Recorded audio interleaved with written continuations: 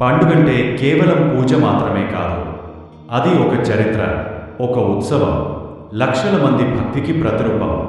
ఉత్తరాంధ్ర ప్రజల పండుగ, విజయనగరం చరిత్రకు నిలువెత్తు సాక్ష్యం. పైడితల్లి అమ్మవారి సిరిమాను ఉత్సవం. శతాబ్దాల చరిత్ర కలిగిన విజయనగరం కోట గోడల నుండి వెలిసిన దైవం మా పైడితల్లి అమ్మవారు. 1757లో జరిగిన బొబ్బిలి యుద్ధం తర్వాత మహారాజు విజయరామరాజు కోటలో మరణించినప్పుడు ఆయన భార్య రాజుపై అపారమైన భక్తి గల పైడితల్లి కూడా ఆయనతో పాటే ఆత్మార్పణ చేసుకున్నారు. ఆ తేజోమూర్తిని కొలవడమే ఈ సిరిమాను ఉత్సవానికి మూలం. అమ్మవారు ఇక్కడ కొలువుదీరిన చరిత్రను తెలిపే దృశ్యాలు. ఈ ఉత్సవంలో ప్రధాన ఆకర్షణ సిరిమాను. సిరిమాను అంటే కేవలం ఒక కర్ర కాదు, అమ్మవారి శక్తికి ప్రతీక. ఉత్సవానికి ముందు అమ్మవారి ఆదేశం మేరకు ఆలయ పూజారికి కలలో కనిపించిన చెట్టునే సిరిమానుగా ఎంపిక చేస్తారు. దాదాపు 50 అడుగుల ఎత్తు ఉండే ఈ సిరిమానును కేవలం ఒక్క వ్యక్తి ఎక్కుతాడు. ఈ సిరిమానును అధిరోహించే ఆ పూజారే ఆ రోజు అమ్మవారి ప్రతిరూపం. ఉత్సవం రోజు విజయనగరం ఆధ్యాత్మిక కాంతితో మెరిసిపోతుంది.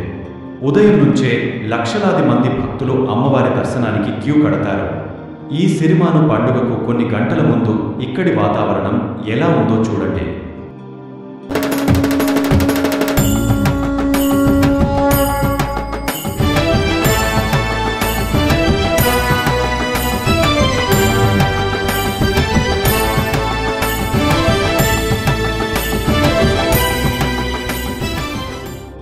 జన ప్రవాహం, భజనలు, సాంస్కృతిక ప్రదర్శనలు, ఇదంతా సిరిమాను రాక కోసం ఎదురుచూసే భక్తుల కోలాహలం.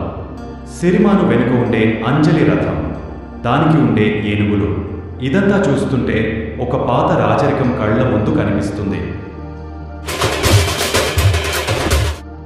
ఆ శుభ ఘడియ రానే వచ్చింది. ఇప్పుడే సిరిమాను బయలుదేరుతోంది.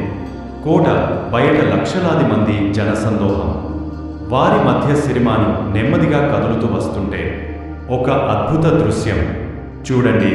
కేవలం ఒక కర్ర సాయంతో ప్రాణాలను పణంగా పెట్టి పూజారి గారు అమ్మవారి ఆశీస్సులతో సిరిమానును అధిరోహించారు. ఆయన భక్తులకు దీవెనలు ఇస్తున్నారు. సిరిమాను 3 సార్లు కోట చుట్టూ, 3 సార్లు ఆలయం చుట్టూ తిరగడం ఇక్కడ సంప్రదాయం. ప్రతి భక్తుడు ఆ సిరిమాను కింద నుండి నడవడం పుణ్యంగా భావిస్తాడు.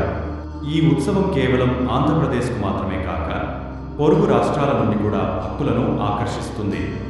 విజయనగరం సిరిమాను ఉత్సవం ఇదొక చరిత్ర, ఒక భక్తి ప్రవాహం.